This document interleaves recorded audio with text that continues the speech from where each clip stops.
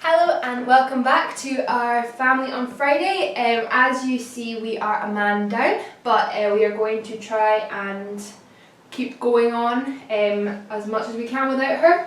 We'll see how this goes. But today we are going through Mark 6.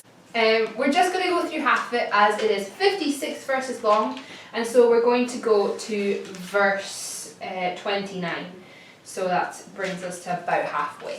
We'll start with me and then we'll go around and read as usual.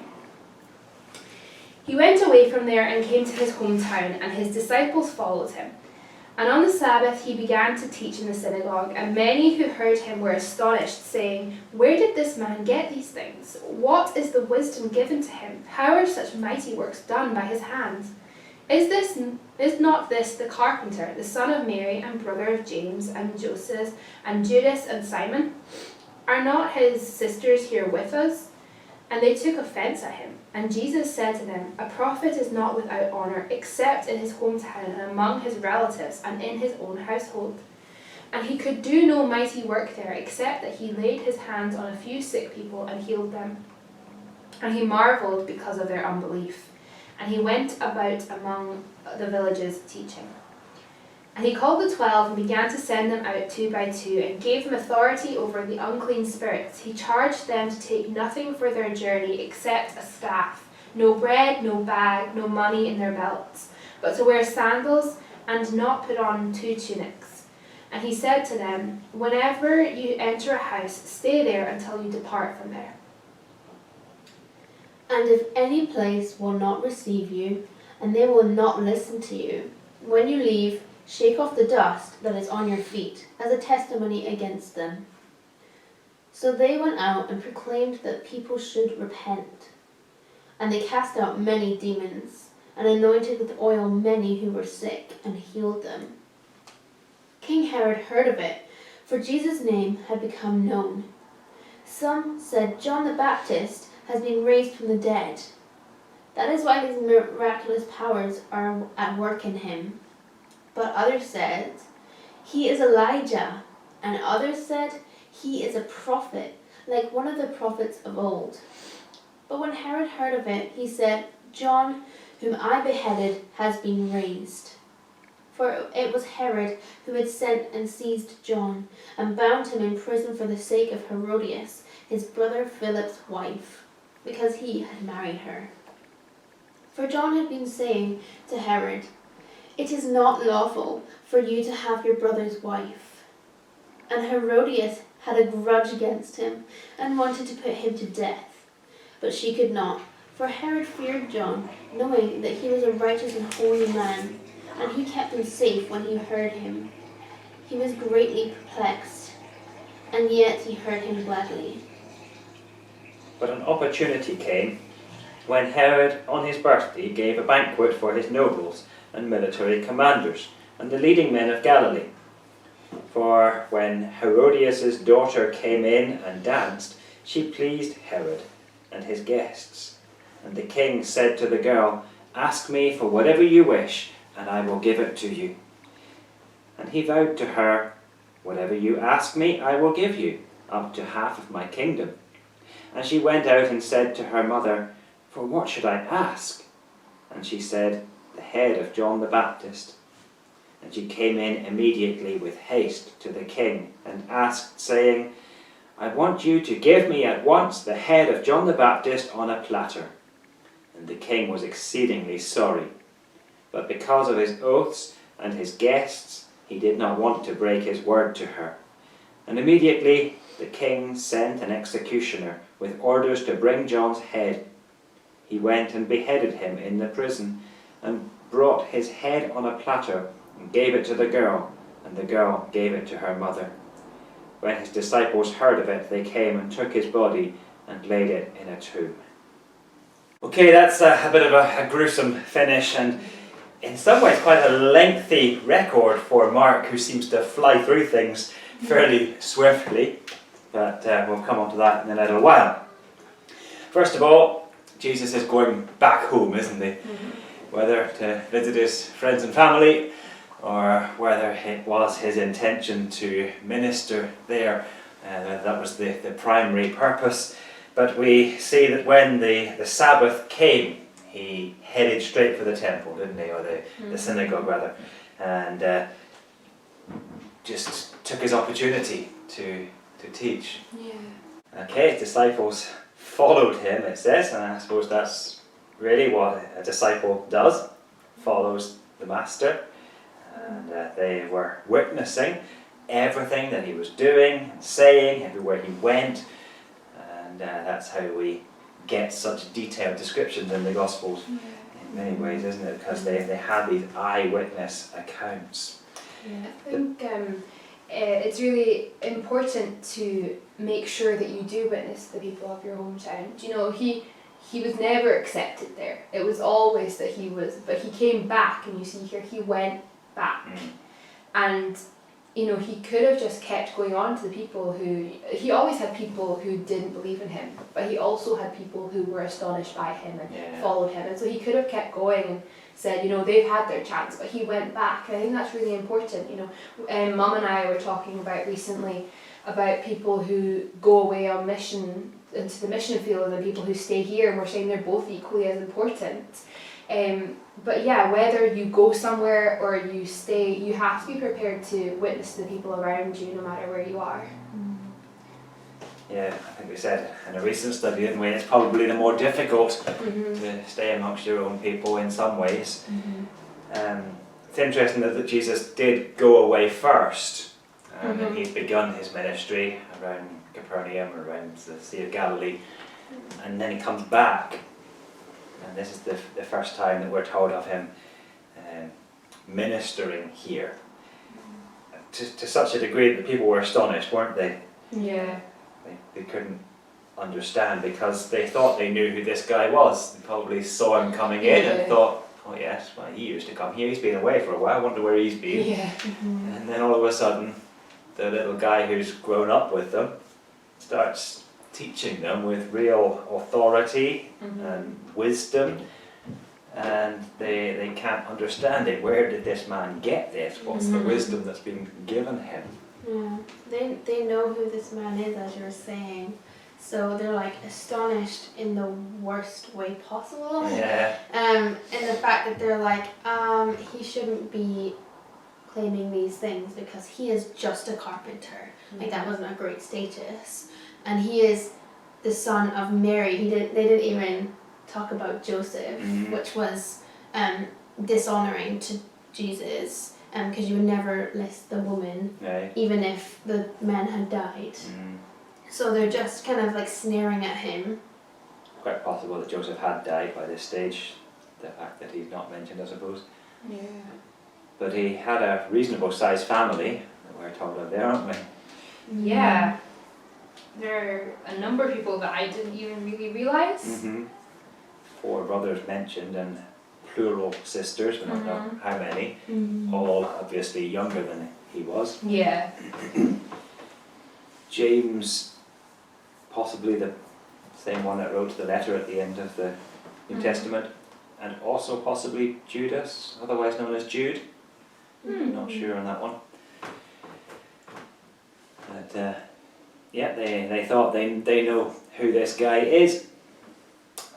Are they not all here with us? Whether that was literally, were they there in the synagogue that day, we don't know. But they took offence because he was, in their perspective, this young upstart, and yet he was coming with the wisdom and the teaching. I think that's something that any of us can face, not exactly to this degree, but that, you know, some of us can feel ill-equipped or be looked as ill-equipped by other people, and we have to say, no, this is where God has me, this is what he has for me, and I'm going to stand with it, even if you think that you just look at me as either not have been a Christian for long enough, or I'm not old enough, or I'm not learned enough. I think I said at our induction, my induction, that I still felt a little bit like a little boy trying to do a man's job, and I think there is always that temptation to think that you're not equipped well enough, or able or trained or whatever it might be, and yet Paul tells Timothy, doesn't he, don't let people look down on you because of your youth. That stands also in spiritual ways. Yeah. Rather than just taking it from him and receiving the teaching, they were offended. Yeah. Yeah, like you say, the worst way. Yeah, they really didn't think that he was good enough. And it's not as if they were like offended of what he did or said most of the things, because a lot of the people in the synagogue, that's the one, they would have been saying a lot of scripture and stuff and had all these priestly things to say, but because Jesus said it, they were offended. And I think a lot of people are offended because Jesus says something. I think it shows us again how, you know, that whole thing of there's nothing new under the sun. We talk about this generation as a snowflake generation and they take offence at everything so easily. But we see that here as well. Yeah. You know, this guy came in and said the things that they believed and still they took offence at it. Yeah, Jesus comes out with that great statement that a prophet is not without honour except in his own country. So everywhere he goes he can be honoured and respected. Yet it's recognised that anybody trying to go back home and witness will not be honoured and will very often be ignored. He could not do any miracles there except that he laid his hands on a few sick people and healed them. That's quite a statement, isn't it? Yeah. He couldn't do anything, but then He did. he did, yeah. It's a very interesting one. But then maybe it shows that he could have done greater things and more exceptional, but he held back because he knew of their lack of faith.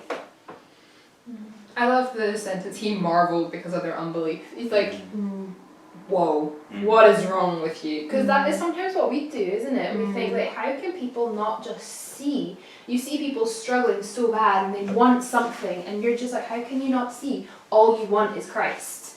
But you can't, so you marvel at their unbelief. Yeah. Yeah. I think it's mentioned twice in the New Testament that Jesus marvelled. Once was here that he marvelled at their unbelief, and the other time was the centurion. He marvelled at his belief or his faith, the opposite, where it wasn't expected but it was in evidence.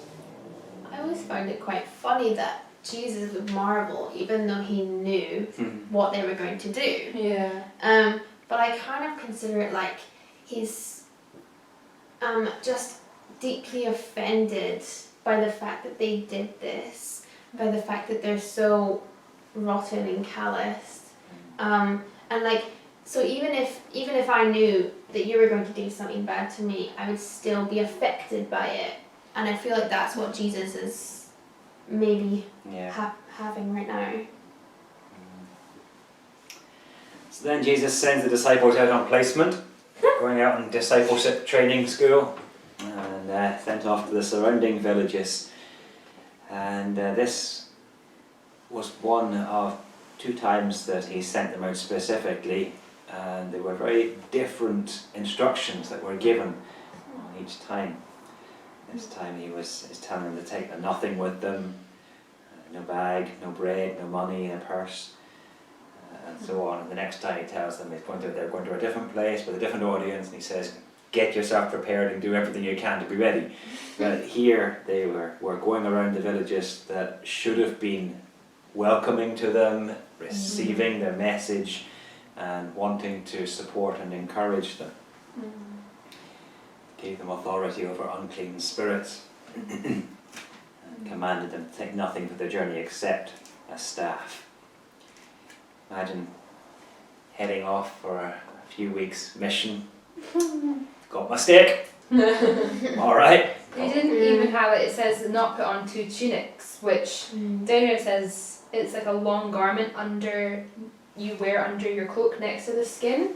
So it's not even like because when I first read that, I was like, were they just trying to like bundle up? Because like Jesus said not to take anything. So if you wear everything, he won't notice. Like let me take 2 outfits. But it was like he was saying, wear the bare minimum. Yeah. And they would have used them to sleep in them and go out at night in them. So he's kind of saying like, don't bring a sleeping bag or a jacket or anything. Just go and let me protect you and care for you. And that really is it, isn't it? It's trust in him, because he's saying the people will provide for you, but they're going to provide for you because of me. Yeah. And that's what he asks us to do. He maybe doesn't do it so drastically that he says only have a stick. You know, we have a few different pairs of clothes and things like that. But he does say, just rely on me and trust on me. And living by faith is still the same. You feel as though you would like to have everything around you and a comfortable existence, and just being able to go and buy whatever you want at any time. But God still asks us to trust in him, rely upon him, have faith in him, and not store up the things that we think that we need in order to do what he wants us to do. I think that's a little bit where we're heading on Sunday in our message. Preview. Whoever will not receive you or hear you, when you depart from there, shake the dust off your feet as a testimony against them. That probably wouldn't have a great impact today, would it? No. It's very much cultural, isn't it? Symbolic, really.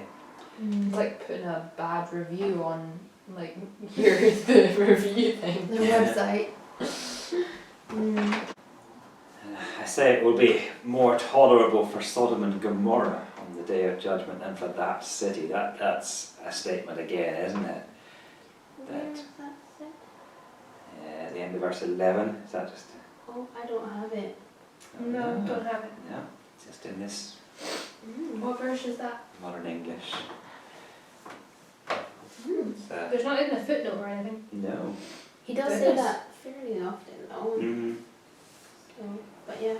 It's certainly a testimony against them that they would not welcome. I suppose that's a challenge for us still to this day, that we seek to welcome those that are serving God, encourage them, help to provide for them. Yeah. It's good that we are able to have the prayer times for missionaries, and we're able to send out support every so often, but that doesn't just need to be through the church, but that as individuals we can be supportive of those who are seeking to serve the Lord. Yeah, and like you say, there are many ways to be supportive. There are the practical ways, which are so important, and often people don't think of that at first, but then there is also the support of prayer. And I'm a firm believer in we're maybe not all called to missions, but we're all called to pray for missions. And yeah, that it's just such an important thing. Yeah. I really like that in that culture they did take on the role of being hospitable, and we do that still today, but now we have hotels and travel lodges, and back then they had to take in somebody that was travelling, or else they would have to stay in the inn, which was not a place to stay. It was just kind of like a caravan place where animals and the travellers would go with them. But yeah, essentially it was just in people's houses, which is really nice. So the disciples went out as they were commanded, and what did they do? They proclaimed that people should repent. And cast out demons. And healed the sick. Yeah. Anointed many with oil. That's not quite so impressive. I feel like it's like, they're casting out demons, they're healing us, and they put oil on people's heads. Yeah. I don't think it was seen as significant. Yeah. Okay, we'll come on to look at the death of John the Baptist then. King Herod heard of Jesus, for his name was spread publicly. People were getting to know about this man, Jesus. Maybe not so much back in his home area, but in the wider area. I couldn't find a Herod family tree to remind us which Herod this was, but just as we were reading there, remembered that we read about You're not really anything. the area of Galilee where this Herod Antipas was looking after. The kingdom was all ruled over by Herod the Great, until, of course, we know about 4 BC, and then it was split up into 4 different reigning areas, different ones of the Herods as well as the other ones were looking after areas. So this was the king of this Galilee area that we're talking about here, and this was the Herod that's mentioned. He had a brother who wasn't called Herod, he was Philip, and we find out a little bit about him, but Philip's wife was Herodias.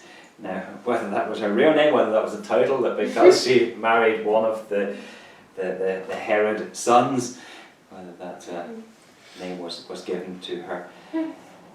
But this was a guy that we read of reasonably often in the Gospels, and we see that he had an interest in the Gospel, didn't he? He had met up with John the Baptist and had a little bit of contact with him and wanted to hear from him. I feel like this is the sort of scene, you know, like in a movie where you see Herod hearing like all like the people thinking this is John the Baptist, and then you have like the flashback scene where he's like talking. And I love that people try to say the Bible's boring, and I'm like, it is such a good read actually when you get into it. Like, people probably know how to write books because they've read, because of the Bible, you know. He's really laying this out. He didn't just say, you know, like, this happened and this happened. He's like, then King Herod heard this, and now his mind is going back to this. Yeah, I think there's another gospel that tells us that Herod put John the Baptist to death before Jesus actually began his ministry. So like you say, it's not strictly chronological, but it is remembering what had happened because it was relevant here, because people were saying John the Baptist has been raised from the dead, and that's why he's able to do these miracles. People's assumptions are so funny, aren't they? And they're probably trying to sound so smart. Oh, it's definitely this. And it's funny that then they say that the truth is stupid, and how could you ever believe that? And you're thinking, how can you even start to believe the things you're coming out with? So we're given the current day picture. This must be John, whom I beheaded. He's been raised from the dead. Then we go way back in verse 17 to the point where it says Herod had sent and seized John and bound him in prison for the sake of Herodias, his brother Philip's wife, for he had married her, and John had said to Herod, it's not lawful for you to have your brother's wife. So Herodias had a grudge against him. So would Philip have still been alive when he married Herodias then? So they just had a full-on affair? Because I think once he dies that he's allowed to take her, right? So this isn't just that he is married to his brother's wife, he has had an affair. Yeah. And she held on to her grudge. Again, we see that, don't we? When people have sinned, they can get offended by righteousness. She held a grudge against him and would have killed him because of his righteous stand of wanting to do what was right and teach what was right. And Herod feared John, knowing that he was righteous, and protected him. When he heard him, he was greatly perplexed, but heard him gladly. And I think we see someone who's not far from the kingdom in many ways at this point. Someone who is confronted with his wrongdoing, recognizes the righteousness in front of him, knows the right way, but doesn't have the courage to go the right way. He was surrounded by bad company as well. Herodias just wasn't in the same mind as he was. I mean, she wanted to kill him, she didn't want to hear him. Yeah. And so he was probably scared to go against her. Yeah, it's also amazing how our pride can stop us from, you know, gaining salvation. You know, so if she had just listened to him with an open mind, she too could have been coming to the Lord and saying, do you know what, yes. But she was so prideful that she was in the right and that he had accused her of doing wrong that she wouldn't even listen to him. think that's also a lesson for even if we are already a Christian, is to just remember to not be prideful, because it can stop us from doing so much good. Yeah. Then a convenient day came. Who was it convenient for? Wasn't for John, was it? No. Nor really for Herod. Herodias, I guess. It was for the wife. Convenient for her that the circumstances worked out this way. On Herod's birthday, he prepared a ceremonial dinner for his lords and commanding officers and leading men of Galilee. They've had their meal, probably have been drinking, and they're all thinking they're having a great time, good spirits. And then in comes the entertainment, whether that was the desire, the plan all along that she would come and dance, or whether it just happened, or whether the mother sent her in and said, you go and dance for them. I'm not giving all the details, but it pleased Herod and those who sat with him. So then what did the king do and say?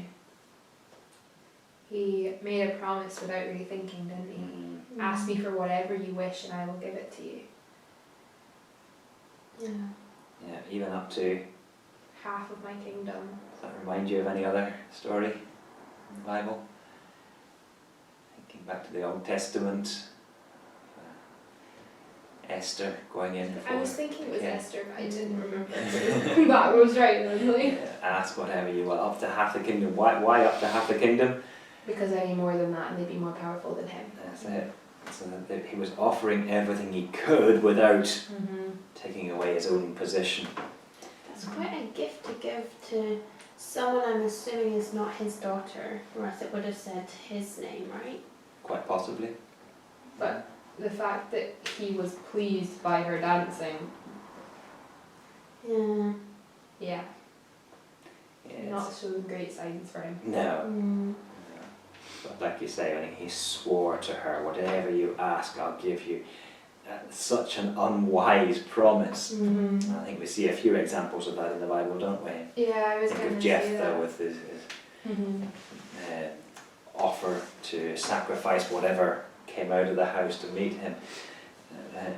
That was a promise that was just always destined for potential problems. Yeah, and you know, in a few verses we find that he was exceedingly sorry, and I feel like we hear that about a lot of kings in the Bible as well, you know, when they make, you know, promises and decrees and things without really thinking about it. Even when they're tricked into it, they still don't really put a lot of thought into it. And you know, you see that when Daniel is thrown to the lions, the king there is sad because he's realised he's been tricked into killing his friend. And then when Haman's trying to kill the Jews, and then he gets the king to sign the decree to kill them, and then he's upset because he's found out he's basically trying to kill his wife. And it's so many times where you see they just don't think about it, and they are flattered or they're pleased, and it's sinful, and so they give into the sin and then don't think about the consequences. And it's just a huge lesson in that, you know, sin can look flattering, but you will then be exceedingly sorry later on. Yeah, the short-term gains aren't worth it. No. But that's what temptation is all about, isn't it? Mhm. It's trying to get you to grasp the here and now, not thinking about tomorrow or down the road. So he offers her up to half the kingdom, which doesn't really ask for that much in a sense, and yet so much in another way. She doesn't know herself what to ask for. She goes and asks her mother, what shall I ask? I feel like I'd be quite upset if I was offered up to half the kingdom and I went to my mother and she was like, oh, ask for this guy's head. I'd be like, hang on, I can get a lot out of this deal. Yeah.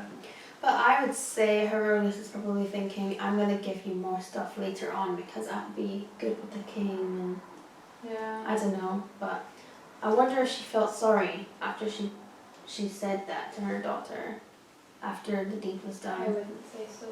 She doesn't seem like the sort of person who's held a grudge for this long. And she doesn't seem reticent to ask. She came in immediately with haste to the king and asked, I want you to give me the head of John the Baptist on a platter. And that's not mentioned when the mother asks, but, Hmm. yeah, but we don't know where that detail was. Whether it was withheld and not recorded, or whether it was given them. But it's the subject of a lot of artwork. Hmm. I think I remember when we had a very hasty free visit to the Louvre in France, we were firing our way through, but this was one scene that really took our attention, wasn't it? The Yeah. number of artists that tried to portray what this must have been like. Mm-hmm. So gross. Yeah. Having that gift. Again, maybe it was symbolic, wasn't it? Yes. I mean, that she didn't want the head, but she wanted him dead. Uh-huh. Mm. And then she that was wanted the to know that evidence. it was her that did it. Mm, You know, that was what the whole giving it on a platter was that this was done for you. yeah. She won in her eyes. Mm. For the sake of his oath and those who sat with him, he would not reject her. I think he was right in that. No. Peer pressure. Mm. But he made a promise. Yeah. It's hard to say, isn't it, really? Like, he was king, so he surely could have turned around and It was almost like he didn't want to be embarrassed in front of his friends. Yeah. I think really, you know, it does say that he'd made an oath, but it does also say for the sake of his friends. It was sort of like a, oh well, they're going to think I'm really weak now if I don't do this. Yes. Mm. Bad company corrupts. yeah. So instead of being strong, he was weak in some Mhm. ways. He took the coward's way out and just went through with it. Mm-hmm. And then we finish up hearing about his disciples, because we know that Mm. he had a number of disciples, and sometimes we find them having dialogue with Jesus' disciples, don't we? Mm-hmm. Some of John's disciples became Jesus' disciples, Yeah. but the disciples of John heard about it and came and took his corpse and laid it in a tomb. So he was given honour in the end, even though he was Yeah. very much dishonoured. Mm-hmm. It's a tragic end, really, to a life that was given over to God, wasn't it? And yet, was it a tragic end? Mhm. He Some went ways, to be with yeah. God. He was going to his reward. And his stories in the Bible for many to learn from and hear. So it's a chapter of action and reaction, of decisions, of motives, motivation. So much for us to think about for our lives today. So much that we can apply. We maybe haven't applied it. We're leaving that for you to think, how do we live in the light of this? What promises do we make? How much thought do we put into the promises that we make? How do we honour God's people? How do we stand up and be righteous in the face of immorality and unrighteousness all around us? How do we go into areas and proclaim the gospel? How do we live by faith? How do we support those who are living by faith? Many ways in which we can read through these verses again and again and draw out more teaching. There's loads of areas here for you to comment on, and we hope you will take the time to do that, get in touch in some way in the coming days as we have time to reflect back on that. Again, if you're watching this, want to be joining us on Sunday, haven't yet booked in, do go ahead. There are 4 or 5 places left, I think, if you're wanting to come and join with us. We look forward to seeing you then, and if not, I suppose back here again, around the table. Bye for now. Bye.